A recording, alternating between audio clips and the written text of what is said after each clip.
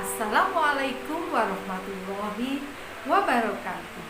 Sahabat TBM Kinanti, Bapak Ibu guru hebat dari seluruh Indonesia.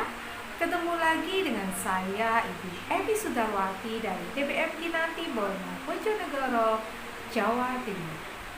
Pada kesempatan kali ini saya akan membaca salah satu kisah inspiratif dari buku Goresan Pena Wanita Indonesia, karya 10 wanita inspiratif Indonesia.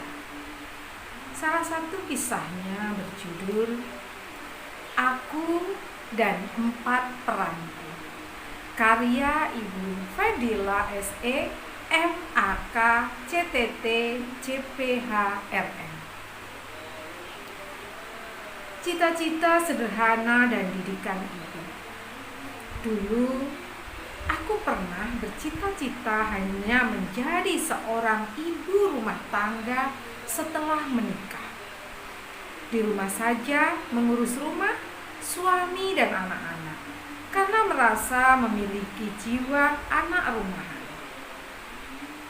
Dalam keluarga, aku adalah anak bungsu dari 10 orang bersaudara. Ayah yang seorang pengusaha juga adalah seorang pegawai negeri sipil di sebuah universitas negeri, dan seorang ibu yang murni sebagai ibu rumah tangga. Dari kecil aku melihat rutinitas ibu dan kakak-kakakku di rumah yang pada saat itu sangat aku sukai. Aku suka saat melihat ibu dan kakak-kakak perempuanku yang berjumlah 5 orang bangun pagi dan melakukan aktivitas bersama dalam rumah. Beres-beres rumah, mencuci, memasak, menyiapkan sarapan, makan siang dan malam. Semua dilakukan bersama-sama. Termasuk aku yang masih kecil saat itu, kebagian tugas membantu menyiapkan perlengkapan makan.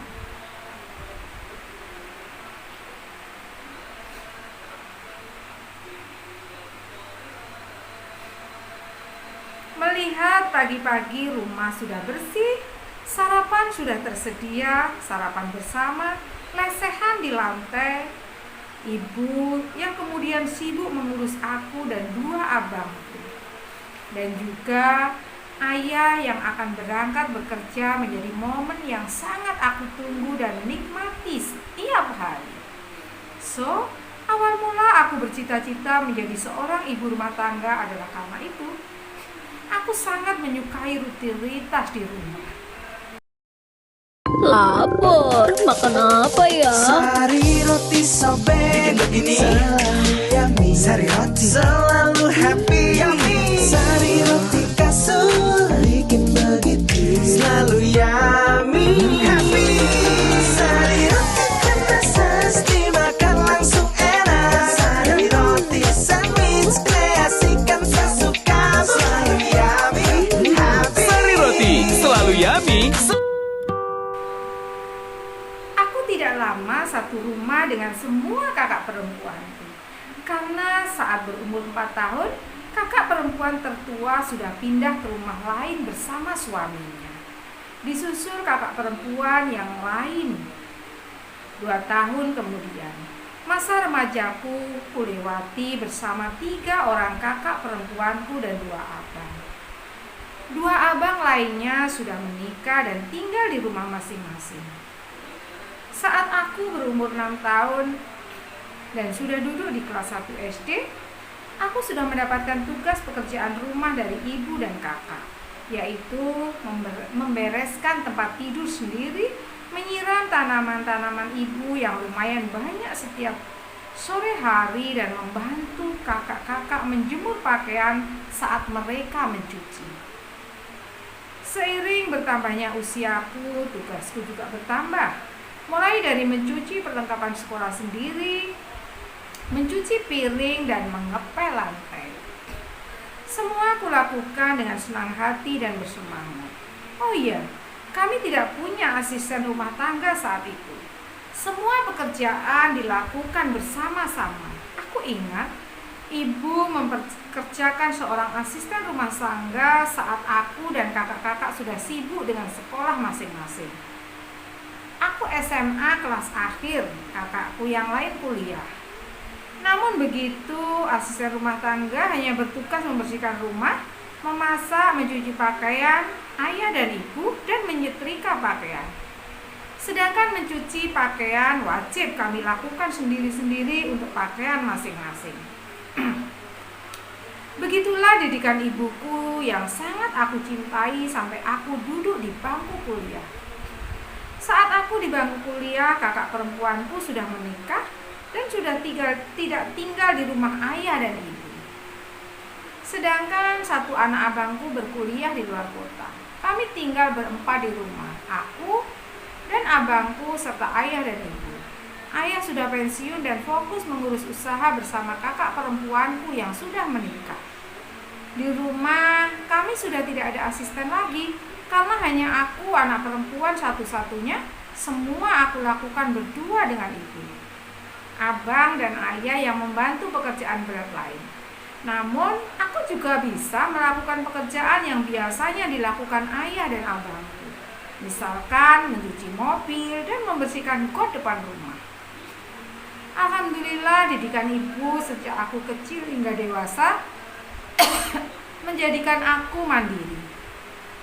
Saat kuliah tingkat akhir di kotaku, ayah memintaku untuk membantu usaha lembaga pendidikannya. Dan jadilah aku seorang guru sekaligus membantu mengelola keuangan sekolah sesuai dengan jurusan kuliahku. Pekerjaan itu aku lakukan sampai aku menyelesaikan kuliahku. Bekerja, kemudian menikah. Goodbye cita-cita. Lebih kurang 1,5 tahun lumayan aku bekerja dan menerima gaji di perusahaan ayah. Awalnya aku bisa menikmatinya. Namun entah kenapa muncul dalam hati dan pikiranku ingin mencoba bekerja dengan orang lain dan menerima gaji dari orang lain. Ingin berjuang mendapatkan penghasilan sendiri di luar tempat usaha ayah.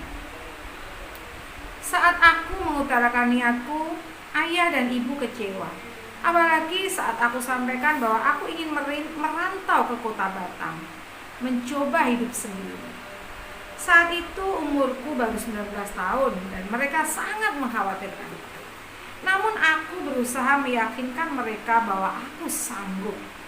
Dan akhirnya aku menetap di kota Batam, mencari pekerjaan dan menjalani hidupku sendiri, jauh dari orang tua secara fisik dan tidak meminta bantuan sama sekali kepada mereka. Padahal mereka sering sekali menawarkan bantuan untuk membiayai hidupku.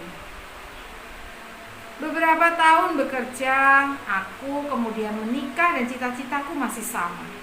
Bahwa aku ingin sekali menjadi ibu rumah tangga setelah menikah. Kehidupan rumah tanggaku setelah menikah termasuk biasa-biasa saja.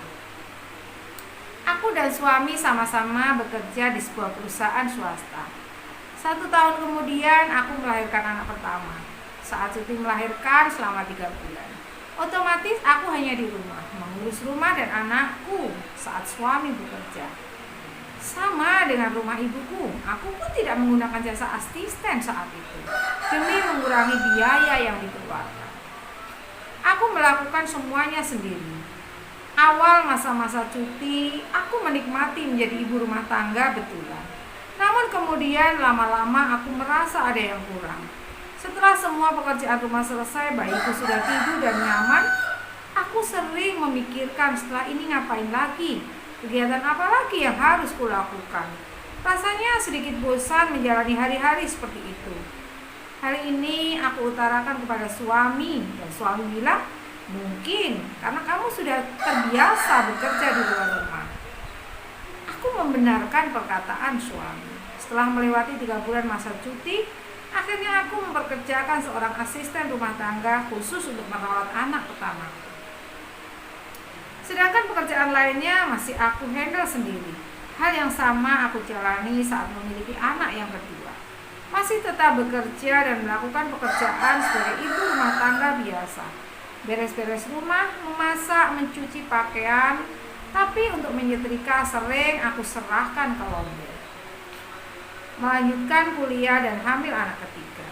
Tidak pernah bercita-cita untuk menjadi seorang guru dari dulu. Namun menjadi guru sudah aku jalani saat bekerja di sekolah milik ayah.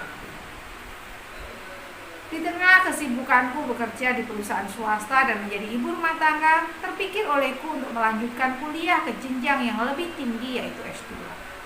Ini juga didorong oleh kakakku yang sudah lebih dulu menjadi dosen di kota lain dan dorongan dari kakakku yang lain. Akhirnya aku kembali menjadi seorang mahasiswa dengan jurusan yang sama, yaitu akuntansi. Di semester ketiga perkuliahan, aku diberkahi Allah dengan kehamilan anak ketiga. Masya Allah, cukup berat hari-hari yang aku jalani. Namun sangat aku nikmati dengan syukur. 41 tahun usiaku bekerja di perusahaan swasta sebagai seorang manajer yang mempunyai puluhan karyawan. Jadi mahasiswa, menjadi ibu rumah tangga, mengurus rumah suami dan anak-anak, dan sedang menjaga kehamilan yang cukup beresiko. Qadarullah, seminggu sebelum wisuda S2, dokter kandungan sudah menyarankan aku untuk mulai mengambil cuti dari perusahaan tempatku bekerja. Karena perkiraan waktu melahirkan sudah dekat dan aku mulai merasa berat dan sering pusing dan kelelahan. Akhirnya saat seremoni wisuda aku tidak dapat hadir karena 4 hari setelah acara wisuda akhirnya aku melahirkan anakku. Jadinya aku tidak punya foto-foto wisuda S2. Bekerja bersama anak ketiga. Sama dengan kedua anakku, anak ketiga aku juga terlahir secara normal. Alhamdulillah di usia aku yang cukup beresiko untuk melahirkan bisa tetap melahirkan secara normal. Dibantu dokter kandungan yang sama dan hebat luar biasa, menurutku perbedaan dari kedua kakaknya. Anakku yang ketiga ini dapat kuberi ASI eksklusif sampai usia 10 bulan tanpa bantuan susu formula sama sekali. Perjuanganku dimulai dengan tekadku bahwa aku akan memberikan yang terbaik untuk anakku. Yang aku berharap adalah anak terakhirku karena faktor usia. Saat aku diharuskan kembali bekerja setelah cuti melahirkan selama 3 bulan, aku membawa anakku ke kantor agar aku dapat memberikan ASIku setiap saat. Kenapa tidak menyetop ASI di rumah sehingga aku tidak perlu membawa anakku bekerja? Jawabnya adalah aku sudah mencoba. Namun anakku tidak mau menerima susunya dari botol dan dia menjadi sangat rewel. ASIku juga tidak begitu banyak saat dipompa, jadi ada kekhawatiranku meninggalkannya di rumah. Lagi pula kami tidak punya asisten rumah tangga.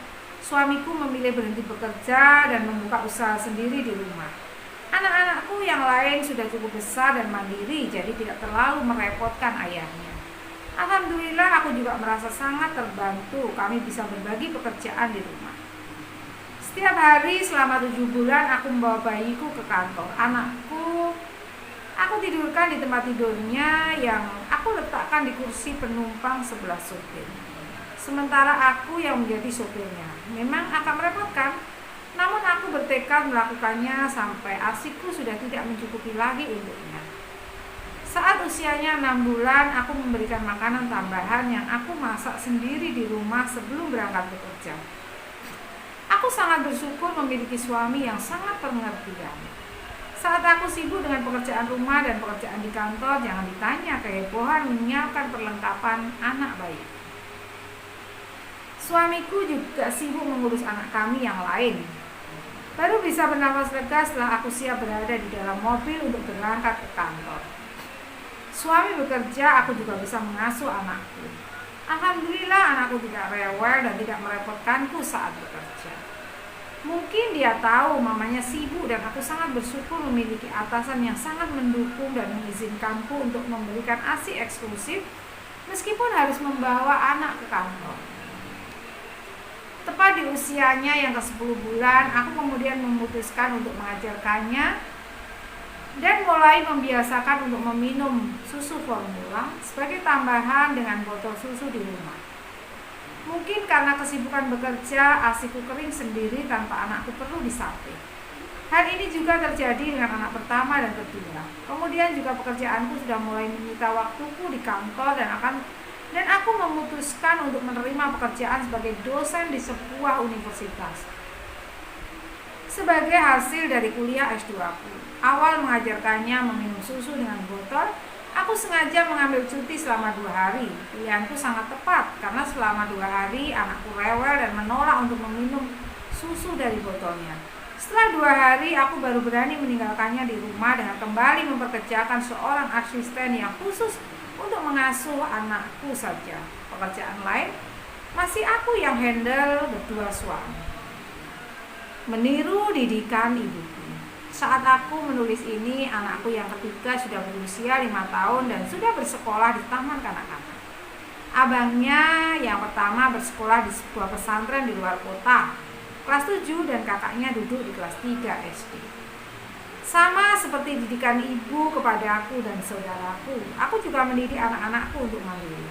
Aku memberikan mereka tugas-tugas pekerjaan rumah sesuai dengan kemampuan dan usia mereka. Abang sejak kelas 1 SD sudah aku tugaskan membantu ayah membersihkan halaman setiap sore hari dan membuang sampah dari dapur. Seiring usianya bertambah, tugasnya pun kutambah, mencuci seragam dan perlengkapan sekolah sendiri. Kemudian merapikan kamar tidur, membersihkan kamar mandi, dan mencuci peralatan makanannya sendiri setiap selesai makan. Tugas itu dilakukannya sampai menamatkan SD. Dan alhamdulillah saat di pesantren sekarang dia sudah tidak canggung lagi karena sudah terbiasa. Anak kedua perempuan, sejak kelas 1 SD kuberikan tugas membuang sampah dapur dan merapikan tempat tidur setiap hari. Saat ini karena sudah kelas 3 SD, tugasnya adalah mencuci piring, menjemur pakaian, dan melipat pakaiannya sendiri. Sekali-kali menyapu halaman bantu ayahnya. Sedang anak ketigaku karena baru TK, aku tugaskan merapikan sandal dan sepatu di teras rumah. Ketiga anakku dari kecil juga aku biasakan melakukan sendiri pekerjaan yang wajib mereka lakukan, seperti menaruh botol susunya ke tempat cuci piring setelah minum susu, merapikan kembali mainan setelah dipakai, meletakkan pakaian kotor ke dalam keranjang, membuang sampah ke tempatnya, membantu menyiapkan makanan di meja makan, dan lain-lain. Tidak mudah mendidik dan membiasakan mereka untuk dapat melakukan semua tugas itu.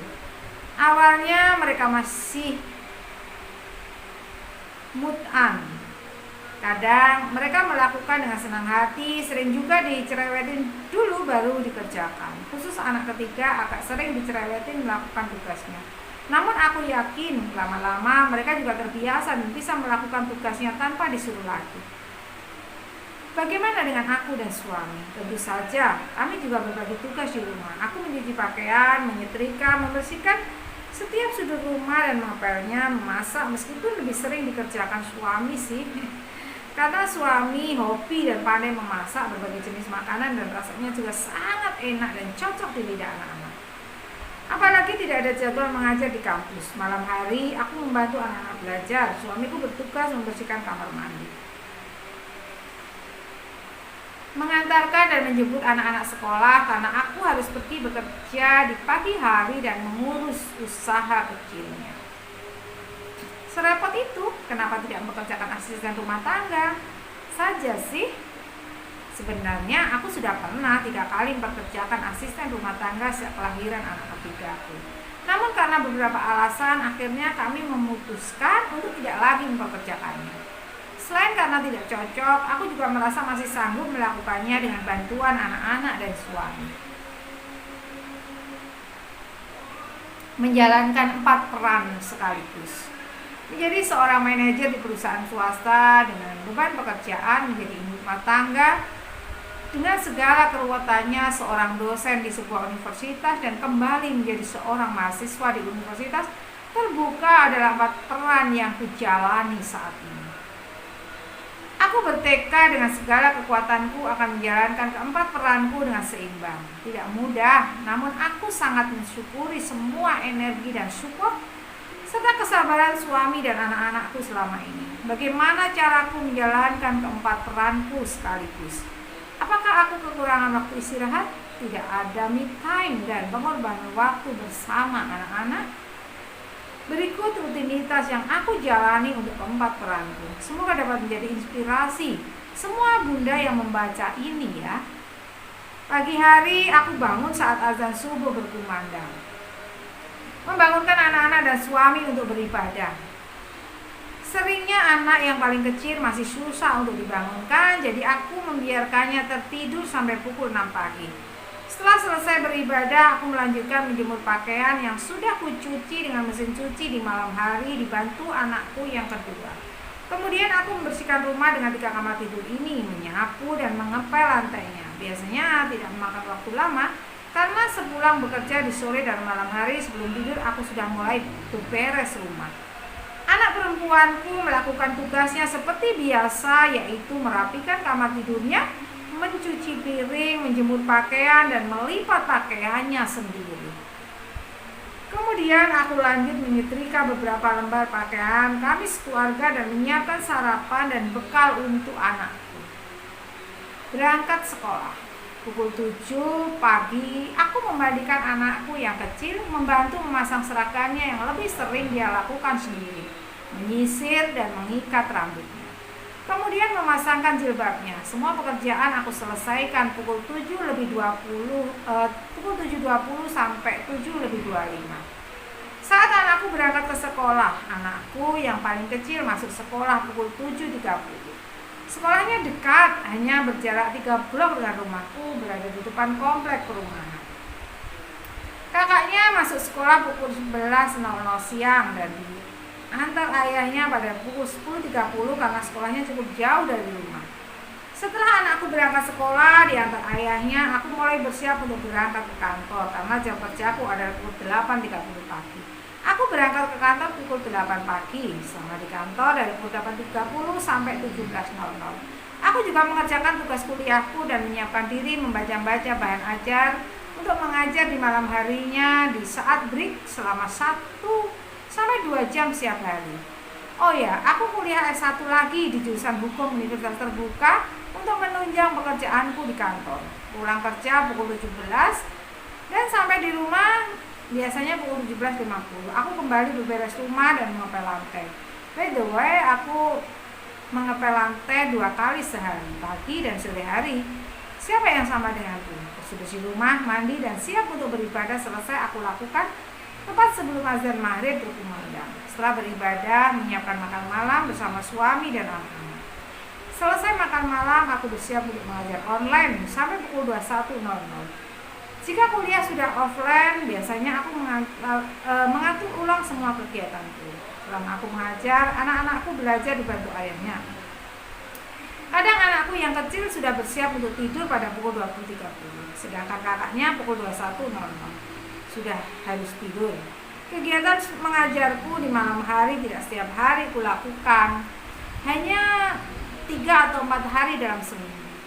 Apabila tidak ada jadwal mengajar, waktu malam hari aku gunakan untuk menemani anak-anak belajar sambil mengerjakan tugas-tugas kuliah atau tugas dosen atau menulis, atau aku gunakan untuk me time juga. Setelah anak-anak tidur paling lama pukul 21.00, aku lanjutkan berberes rumah dan dapur lagi, menyiapkan perlengkapan sekolah anak, menyalakan mesin cuci untuk mencuci pakaian, dan seringnya baru tidur pukul 22.00 atau 22.30. Untuk memasak, aku lebih sering hanya membantu suami di weekdays. Misalnya, membantu menyiapkan bahan untuk dimasak. Proses memasak dibantu suami di siang hari. Kami hampir tidak pernah membeli makanan di luar. Semua kami masak sendiri setiap hari. Di weekend, aku dan suami belanja dan menyiapkan bahan-bahan untuk dimasak selama seminggu. Aku menggunakan waktu liburku di hari Sabtu yang hanya setengah hari karena aku masih bekerja di hari Sabtu pada pukul 12. Dan Minggu untuk lebih detail membereskan isi rumah, menyetrika lebih banyak pakaian, terutama pakaian sekolah dan pakaian kerja, mengajak anak-anak ke playground atau sekedar bermain sepeda di jalan depan rumah. Kadang aku juga menyerahkan ke laundry untuk urusan setrika pakaian apabila aku sedang banyak tugas. Untuk kegiatan di hari Minggu, selain mengerjakan pekerjaan rumah tangga, aku fokus mengerjakan tugas kuliah, tugas dosen, membaca buku, me time, dan kegiatan lain yang tidak dapat kukerjakan di weekdays. Dengan keempat peranku, aku hampir tidak punya waktu menonton televisi di rumah. Kalaupun menonton pertandingan olahraga, kulakukan sambil melakukan pekerjaan lain. Jarang bertemu dan berbicara dengan tetangga. Hanya punya sedikit waktu untuk bertemu dengan teman-teman di hari libur. Semua aku jalani dengan hati dan selalu berusaha untuk terus bersemangat karena aku merasa semua yang aku perankan saat ini adalah passionku. Apakah aku pernah merasa emosi, lelah, bosan, dan kurang waras dengan rutinitasku? Pernah banget. Saat di kantor sedang ada masalah, aku bisa pulang larut malam, sehingga semua rutinitasku berantakan. Pekerjaan rumah terbengkalai, tugas kuliah belum dikerjakan, kadang juga merasa kurang sehat. Saat itu terjadi, aku berusaha semaksimal mungkin mengatur kembali waktuku, menyerahkan pekerjaan rumah ke orang lain seperti laundry dan meminta pengertian suami dan segera healing dengan lebih-lebih mendekatkan diri kepada Yang Maha Kuasa. Alhamdulillah menjalani hidup sebagai seorang wanita dengan beberapa peran selama pernikahanku membuatku menjadi semakin kuat dengan dekat dengan keluarga dan terutama semoga menjadikanku tidak jauh dengan Allah SWT karena hanya dengan rahmatnya lah aku bisa menjalani semua. Allahumma sholli ala Muhammad. Demikian tadi kisah inspiratif yang ditulis oleh Ibu Fadilah SI MAK CTT CPHRN, salah satu penulis kisah inspiratif dari buku Goresan Pena Wanita Indonesia bersama 10 wanita inspiratif Indonesia. Sampai jumpa pada kisah inspiratif berikutnya. Terima kasih dan mohon maaf jika ada kekhilafan. TBM Kinanti maju bersama literasi Indonesia. Wassalamualaikum warahmatullahi wabarakatuh.